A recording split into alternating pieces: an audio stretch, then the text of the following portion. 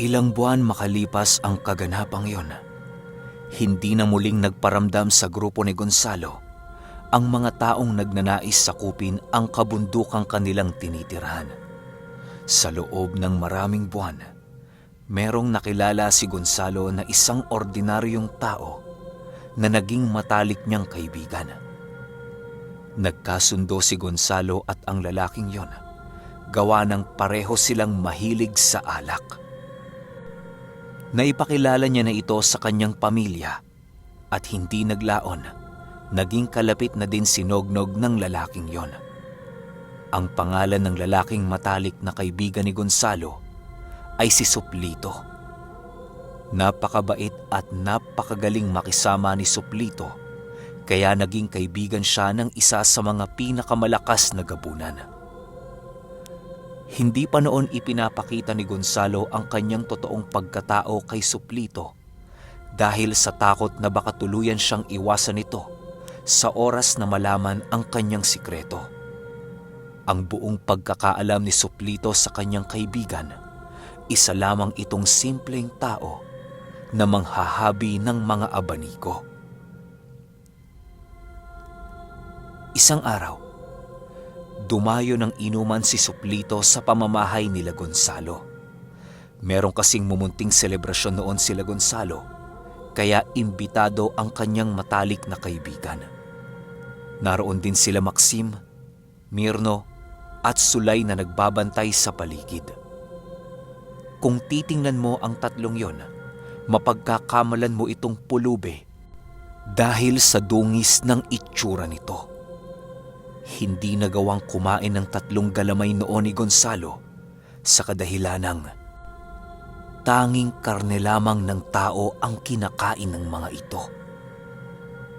Pagdating ni Suplito sa kanilang tahanan, agaran ding ibinaba nito ang dala niyang alak. Lumapit ito kay Gonzalo at nagwika ng, Gonzalo! Ka na muna dyan sa pamilya mo. Doon tayo sa kabilang upuan at tayo'y magiinuman. Masayang wika ni Suplito habang hinihila nito si Gonzalo. Di naman noon nakatanggi si Gonzalo, kaya ibinigay na lamang niya ang kanyang mga gawain sa kanyang mga anak. Sila Nognog noon, abalang-abala sa kanilang tahanan sa pag-imbak ng kanilang pagkain. Ang iba kasing inihanda noon nila Nognog ay tinabi nila ito upang sa mga susunod na araw ay makain pa nila ang mga yon. Sa paglipas ng oras, naging lasing na itong si Suplito. Si Gonzalo noon, hindi pa nakakaramdam ng kakaiba sa kanyang katawan. Pagsapit ng hapon, biglang lumapit sa kanya ang tatlo niyang pinagkakatiwalaang kasama upang magpaalam. Agaran din naman itong pinaalis ni Gonzalo, gawa ng sasapit na ang gabi noong mga oras na yon.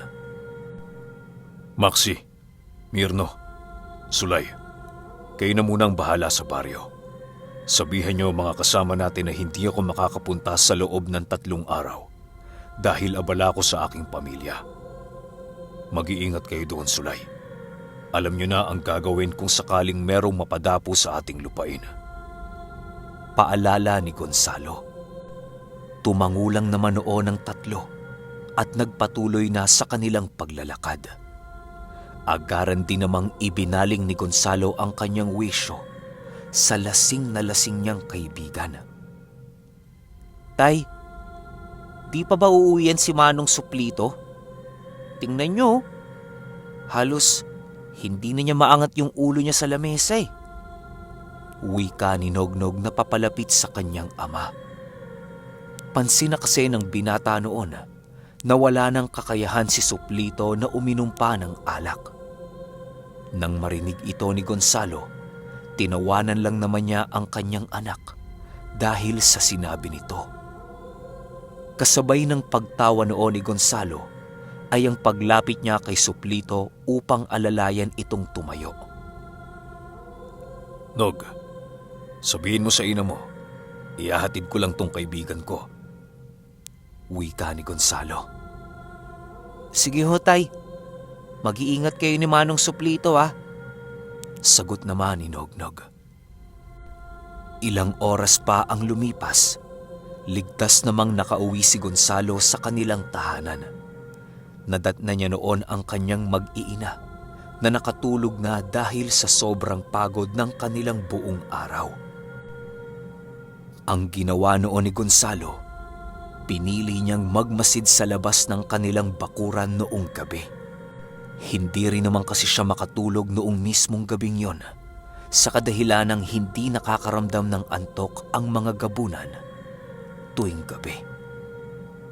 Sa paglalim ng gabing pagbabantay ni Gonzalo, napag-isip-isip niyang tawagin na muna ang kanyang sigbing alaga upang paglaruan ito. Tinawag niya ang sigbing naroon sa kanilang baryo sa pamamagitan ng mga palipad-hanging alam niya. Ilang minuto lang ang lumipas, kitang-kita na ni Gonzalo sa talahiban ang pagkaripas ng takbo ng kanyang alagang sigbin. Habang naghihintay si Gonzalo, kumuha siya ng kapirasong uling upang ipakain dito. Paglapit ng sigbin sa kanya, agaran din namang itinapon ni Gonzalo ang uling na nasa kanyang mga kamay. Agad din naman itong dinakmal ng sigbin nang masipat nitong itinapon na ni Gonzalo ang uling sa ere. Matapos yan, lumapit ang sigbin kay Gonzalo at umupo sa kanyang harapan. Hinimas-himas ito ni Gonzalo at kinakausap na para bang isa itong ordinaryong hayop. Sa pagsapit ng umaga, agaran din namang pinabalik ni Gonzalo sa kanilang baryo ang alaga niyang sigbin.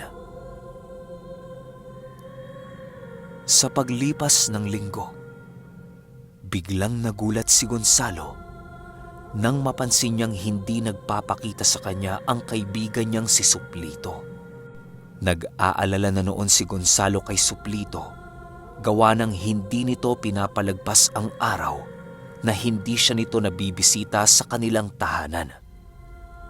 Dahil sa hindi pagpaparamdam noon ni Suplito, pinili ni Gonzalong personal itong bisitahin sa kanyang tahanan.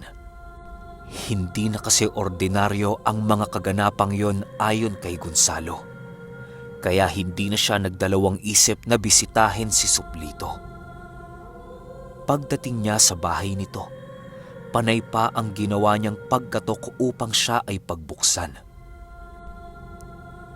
Dahil sa parang walang tao noon sa bahay ni Suplito, kaya naghintay noon si Gonzalo. Wala siyang pakinoon kahit ubusin niya ang kanyang buong araw, kakahintay sa kanyang kaibigan.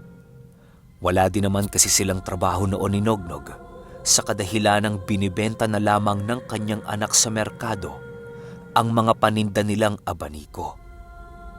Sa pagsapit ng 3:00, biglang napatayo si Gonzalo sa kanyang kinauupuan nang masipat niya si Suplito na kasakasama ng asawa nito.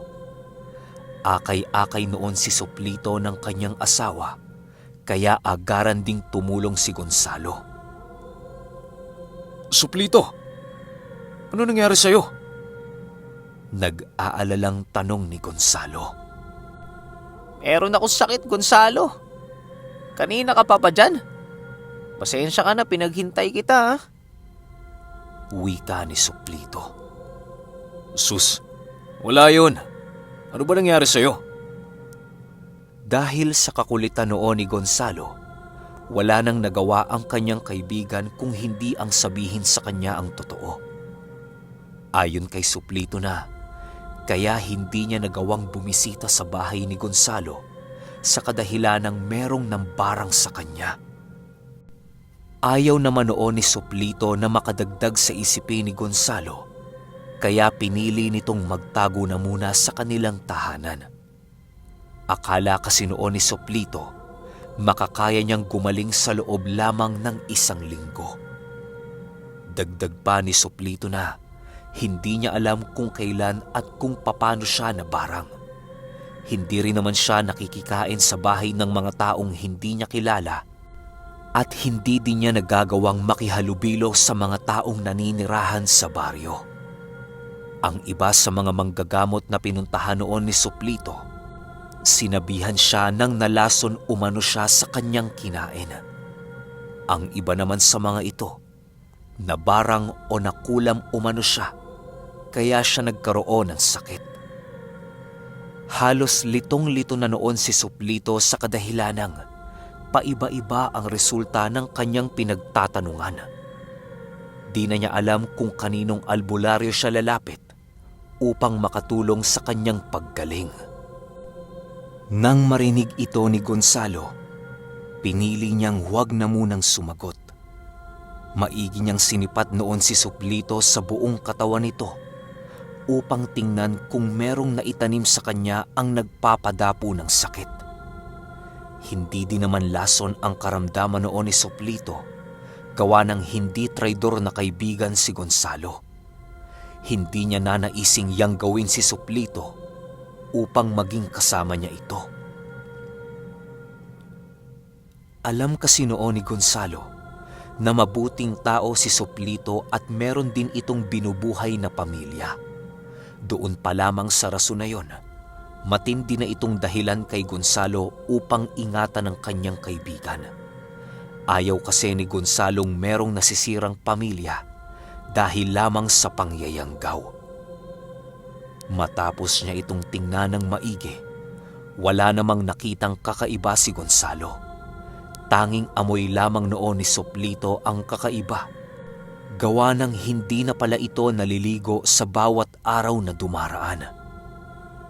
Pagpasok nila Gonzalo sa pamamahay ni Suplito, nagpresenta siyang tingnan ng kanyang kaibigan. Suplito, maaari ba kitang tingnan upang matukoy ko ang iyong karamdaman? Huwag kang mag-alala dahil ako din ay isang manggagamot. Wika ni Gonzalo. Ha? Manggagamot ka, Gonzalo? Oh, sige. Wala din namang mawawala kung yung susubukan eh. Sagot naman ni Suplito. Nang mabigyan na si Gonzalo ng hudyat upang gamutin ang kanyang kaibigan, agaran niya din naman itong pinahubad. Nais ni Gonzalong tingnan ang pangkalahatang katawan nito upang matukoy ang kanyang iniindang karamdaman.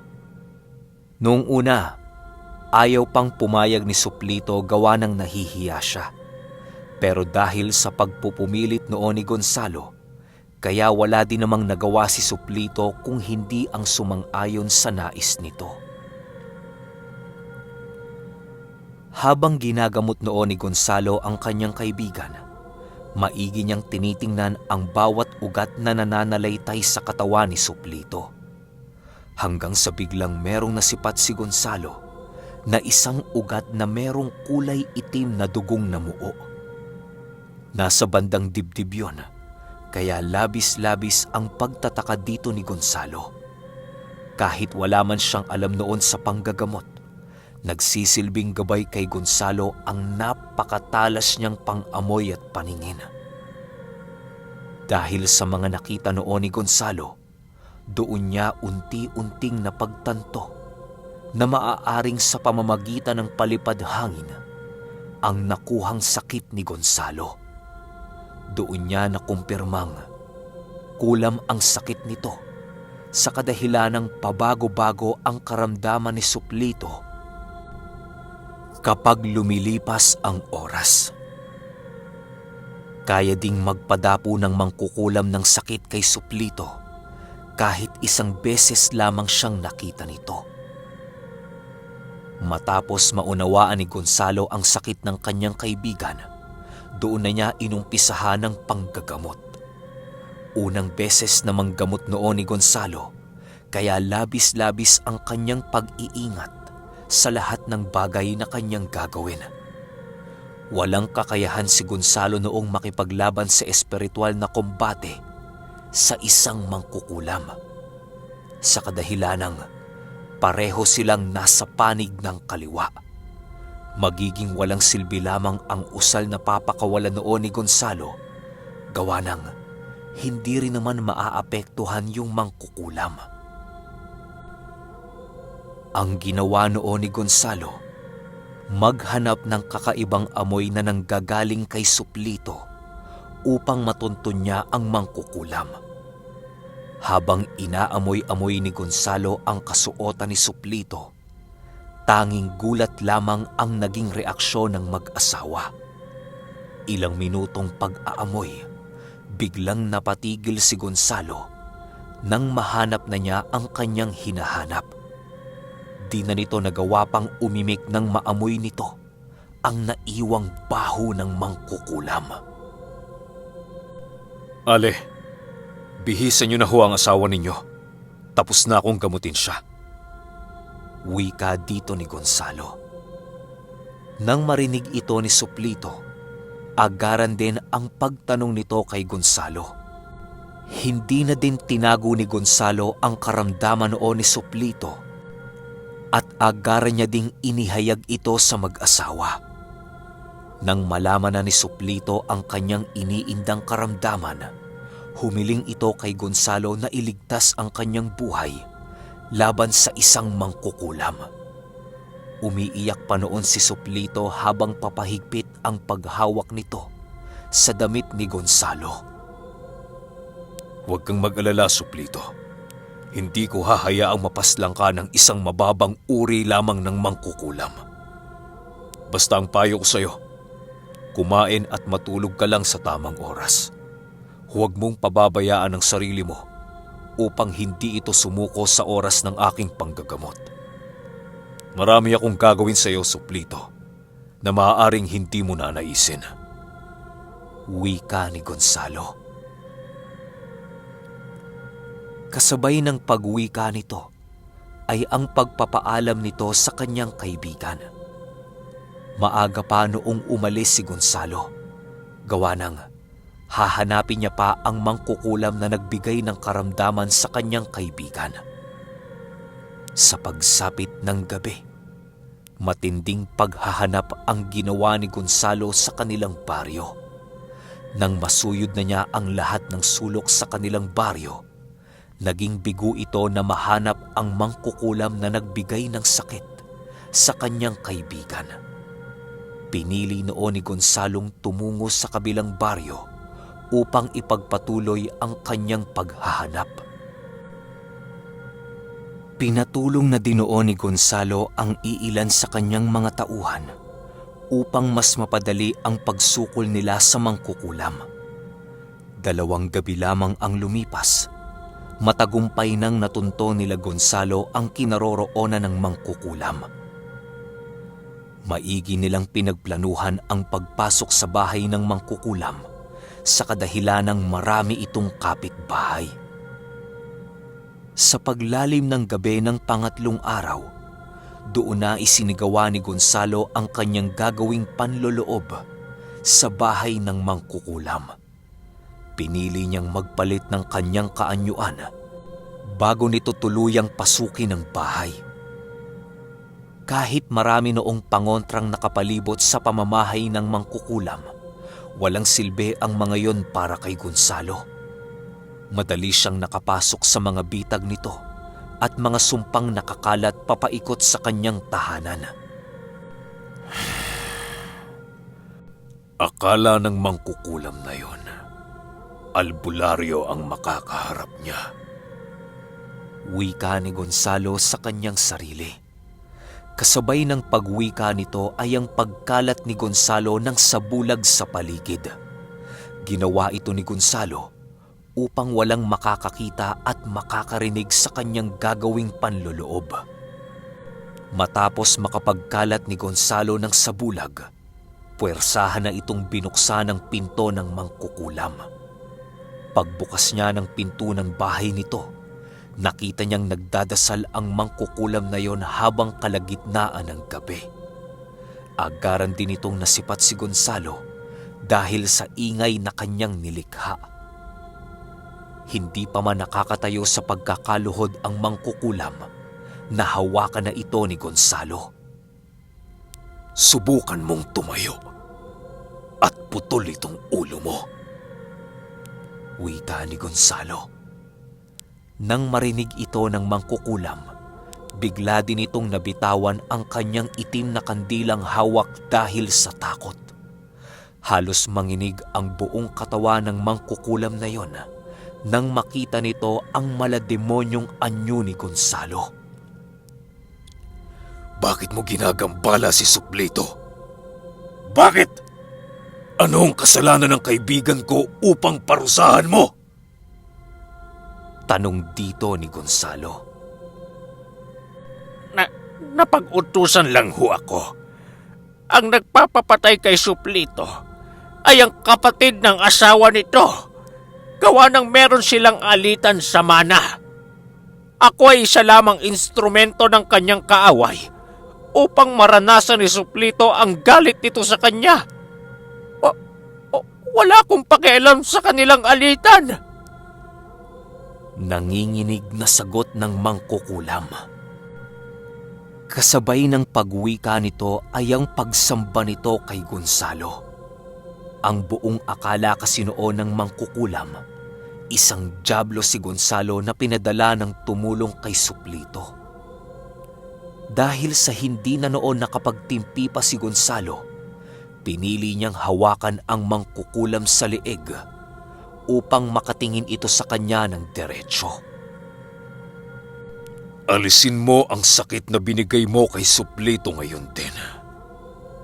Kapag may sakit pa yun bukas, pangako, hahabulin ko sa impyerno ang kaluluwa mo at pupugutan ko ito ng ulo! Wika ni Gonzalo. Nang marinig ito ng mangkukulam, agaran din naman itong isinuko ang kanyang ginamit na mga instrumento sa pangungulam kay Suplito. Lahat ng kandilang nakasinde sa altar ng mangkukulam ay pinatay na nito upang ipakita kay Gonzalo na nilulubayan na niya si Suplito. Panay pagpagdinoon ang mangkukulam sa telang itim na nasa kanyang altar upang alisin ang sakit na ipinadapo niya kay Suplito. Matapos gawin ng mangkukulam ang lahat ng yan, bigla itong ibinalibag ni Gonzalo sa sahig ng kanyang tahanan. Hindi na niya pinatay ang mangkukulam na yon upang masigurong wala ng karamdaman ang kanyang kaibigan. Pinili niyang ipadala sa kanilang baryo ang mangkukulam upang ikulong ito at parusahan. Sa pagsapit ng umaga, naging maayos na itong si Suplito. Biglang sumigla ang pangangatawan nito sa buong maghapon. Nagawa na rin ni Suplitong tumungo sa tahanan ng kanyang kaibigan upang ito ay pasalamatan. Halos mangiyak-ngiyak na noon si Suplito sa pagpapasalamat kay Gonzalo. Taos-puso namang tinanggap ni Gonzalo ang mga donasyong ibinigay noon ni Suplito upang maipakita ang kanyang pagtanggap sa pasasalamat nito. Sa paglipas ng araw, hindi na malaya ni Gonzalo na meron na namang naghahanap sa kanila na grupo ng mga mabalasik na antingero. Okay, series to kaya walang shoutout. Paabang na lang ako sa episode 8. Umaatikabong bakbakan na naman to. Ganda nito. Yun lang. Salamat.